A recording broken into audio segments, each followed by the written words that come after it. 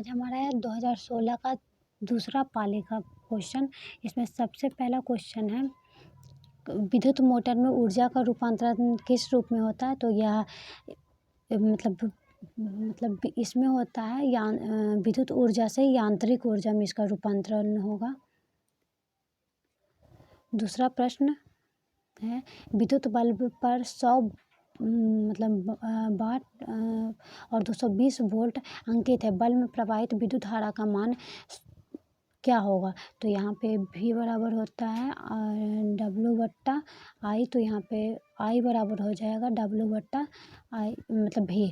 तो 220 बट्टा 200, यहाँ पे 220 वोल्ट नहीं है, 200 वोल्ट है। जैसे यहाँ पे 220 वोल्ट होता है, तो यहाँ पे 200 बटा 100 कर देंगे तो हमारा आ जाएगा 2 एम्पियर। उसके बाद है, सौर ऊर्जा की एक विशेषता लिखें। तो सौर ऊर्जा जो यह प्रकाश संश्लेषण के लिए उपयोगी होता है। तभी जीवों के लिए सौर ऊर्जा उपयोगी होगा, क्योंकि प्रकाश संश्लेषण में यह भाग लेता है। चौथा, प्रतिरोध का एसआई मात्रक क्या होगा? तो प्रतिरोध का एसआई मात्रक ओम होता है।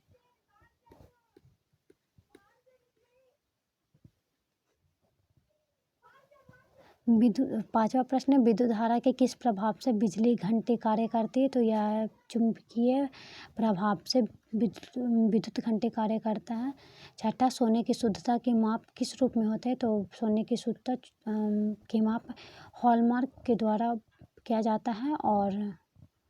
और 24 कैरेट जो सोना होता है वह शुद्ध सोना होता है। सातवां, सहसंयोजक यौगिक किसमें घुलनशील होते हैं? तो जो सहसंयोजक यौगिक होगा वह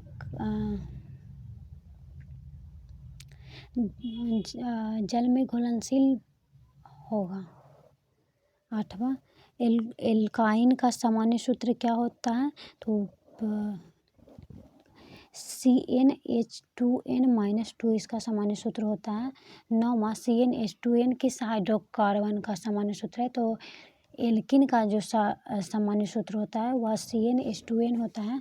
10वां, चाकू की सहायता से किस धातु को काटा जाता है? तो सोडियम, पोटेशियम, लिथियम, ये सब। 11वां, वन संरक्षण के लिए सुझाव बताएं। तो वृक्षारोपण, वृक्षों की कटाई को रोकना। 12वां, पौधे हरे क्यों होते हैं? तो क्लोरोफिल की उपस्थिति के कारण पौधे हरे होते हैं। 13वां, परागण से आप क्या समझते हैं? तो किसी फूल का जो परागकण होता है, किसी और फूल के या उसी फूल के वर्तिकाग्र पर जाने के घटना को परागकण कहते हैं। 14वां, मछली किस अंग द्वारा श्वसन करता है? तो मछली गिल्स द्वारा श्वसन करता है। 15वां, पौधों में जल परिवहन किस ऊतक द्वारा होता है? तो यह जाइलम के द्वारा होता है। 16वां, लघुपतन से आप क्या समझते हैं? तो जब परिपथ में धारा का मान अधिक हो जाता है तो और शॉर्ट सर्किट होता है तो वहाँ पे लघुपतन होता है। 17वां, प्रकाश का परावर्तन क्या है? इसके नियमों का सचित्र उल्लेख करें। तो जब किसी अपारदर्शी और चमकीले पदार्थ से कोई भी प्रकाश आके टकराएगा या अपारदर्शी पदार्थ से टकराएगा तो वह उसी माध्यम में लौट जाएगा, उसे प्रकाश का परावर्तन कहते हैं। इसके 2 नियम हैं।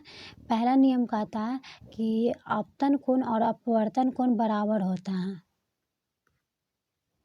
मतलब कोण I बराबर हो जाएगा कोण R। और आपतित किरण, परावर्तित किरण और अभिलंब जो होता है वह सभी एक ही तल में होता है। उसके बाद है 18वां, संतुलित रासायनिक समीकरण क्या? उदाहरण दें। तो संतुलित रासायनिक समीकरण वह समीकरण है जिसमें कि अभिकारक और उत्पादों की परमाणुओं की संख्या बराबर होती है। और इसका एग्जाम्पल में हम लिख सकते हैं कि Mg+O2 अभिक्रिया कर 2MgO बनाएगा और यहाँ पे आगे 2 लगा देंगे तो यह संतुलित हो जाएगा। यही संतुलित रासायनिक समीकरण का उदाहरण है। 19वां, ऊर्जा के अनविकिरणीय संसाधन कौन-कौन है? तो अनविकिरणीय संसाधन वे संसाधन होते हैं जिसका पुनः प्रयोग नहीं किया जा सकता है। तो जो भी मतलब जीवाश्म ईंधन होगा वो सभी कार्बनिक होगा। तो इसमें कोयला, पेट्रोलियम जो भी होता है सभी अकार्बनिक मतलब अनविकिरणीय होता है।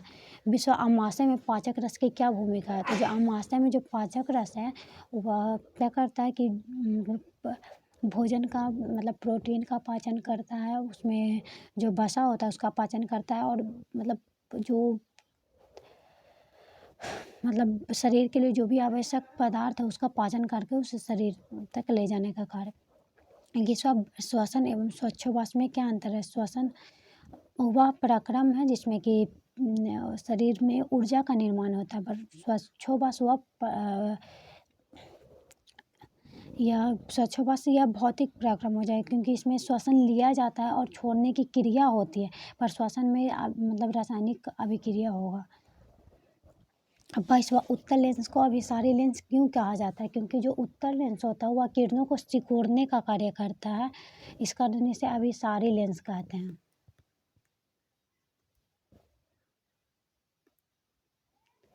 उसके बाद है 23वां, प्रतिरोधों का संयोजन क्या है? ये कितने प्रकार से होता है? तो प्रतिरोधों को आपस में उसको संयोजित करने को उसका संयोजन कहते हैं।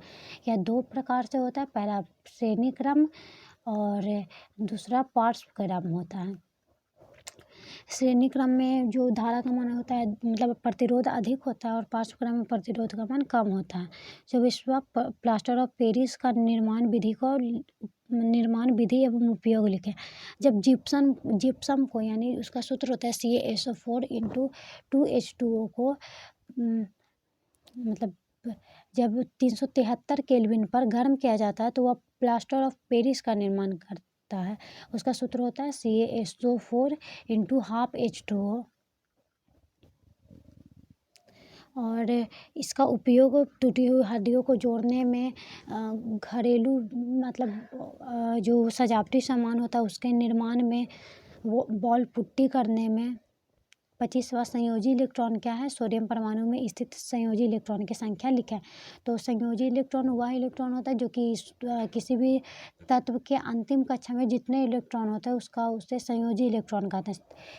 मतलब सोडियम में संयोजी इलेक्ट्रॉन होता है, इसका परमाणु संख्या 11 है, तो 2, 8, 1, तो इसका संयोजी इलेक्ट्रॉन हो जाएगा 1।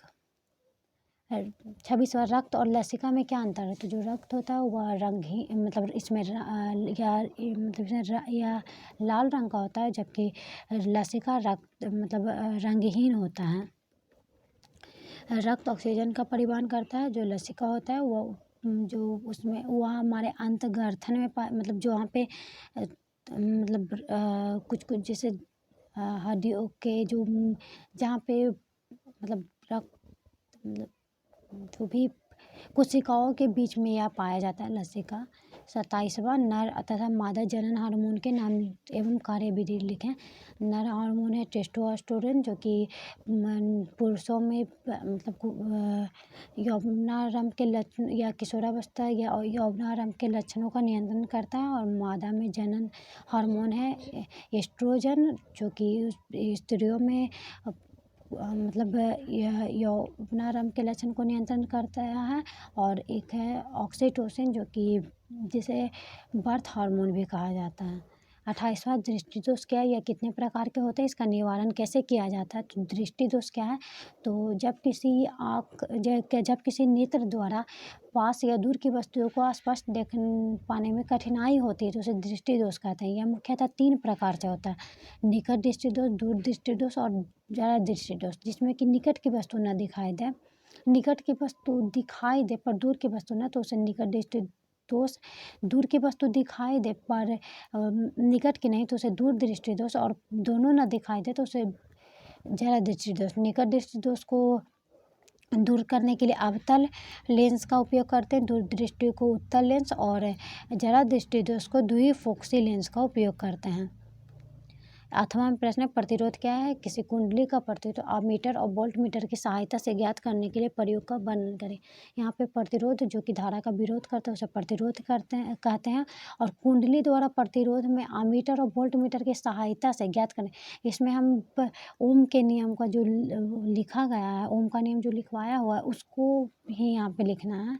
इसमें कि अमीटर का मतलब विद्युत धारा बढ़ाने पर उसमें मतलब विभवांतर का मान भी बढ़ेगा। 29वां प्रश्न, ऊर्जा संकट क्या है? इसके समाधान का उल्लेख करें।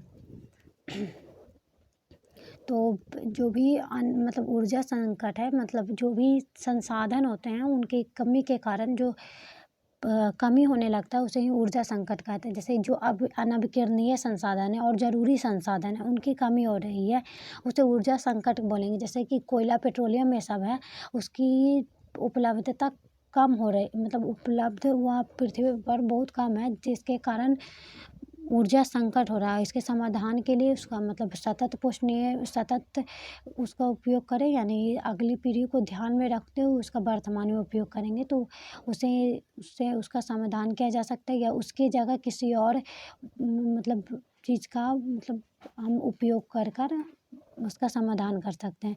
या अथवा प्रश्न, मेंडलीफ की आवर्त सारणी और आधुनिक आवर्त सारणी में क्या अंतर है? तो जो मेंडलीफ का आवर्त सारणी है वो द्रव्यमान पर आधारित, परमाणु द्रव्यमान पर आधुनिक आवर्त सारणी परमाणु संख्या पर आधारित है।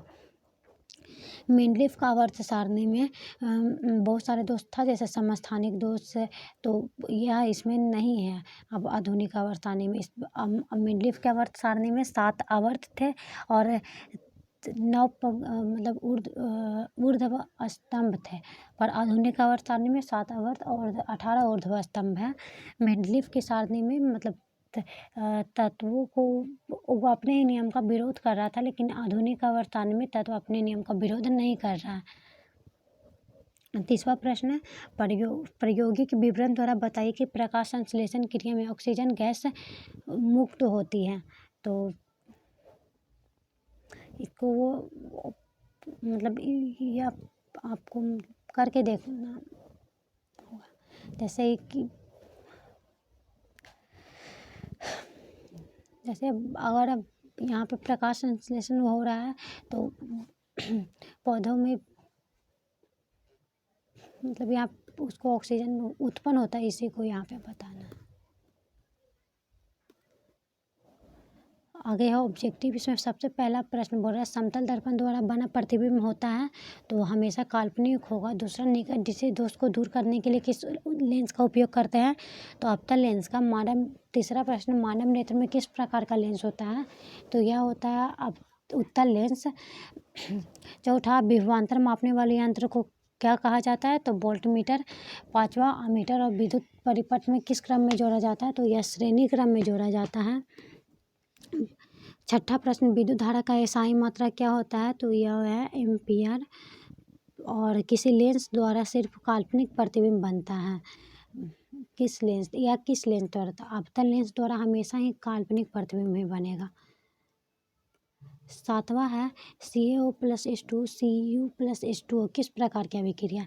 तो इसे हम बोलेंगे अपचयन अभिक्रिया, क्योंकि यहाँ पे इसे अपचयन भी हो रहा है और उपचयन भी हो रहा है, जिस कारण इसे हम रेडॉक्स अभिक्रिया बोलेंगे। 9वां प्रश्न, इलेक्ट्रॉन के स्थानांतरण से बने यौगिक को कहते हैं? तो जिसे कहते हैं वैद्युत संयोजी यौगिक, या इसी को आयनिक यौगिक भी कहते हैं। 10वां पीतल उदाहरण है। तो मिश्र धातु का। 11वां, कार्बन हाइड्रोजन से संयोग कर क्या बनाता है? तो हाइड्रोकार्बन। 12वां, आवर्त सारणी के प्रथम वर्ग के सदस्य क्या कहलाते हैं? तो क्षारीय धातु। 13वां, वायुमंडल में CO2 की गैस की उपस्थिति होती है? तो 0.03% है। और उसके बाद है आगे कि NaOH क्या है? तो यह सोडियम हाइड्रोक्साइड है, यह क्षार है। उसके बाद है ऑक्सीन है, एक हार्मोन जो है, यह एक हार्मोन है जो कि पौधों में पाया जाता है। और उसके बाद है 16वां प्रश्न, मानव मादा में जनन तंत्र का भाग नहीं है? तो शुक्रवाई का जनन तंत्र, मानव मादा जनन तंत्र का भाग नहीं है। आगे है पराग कोश में होते हैं, तो पराग कोश में होता है परागकण। 18वां प्रश्न स्वपोषण के लिए आवश्यक है, तो इनमें से सभी।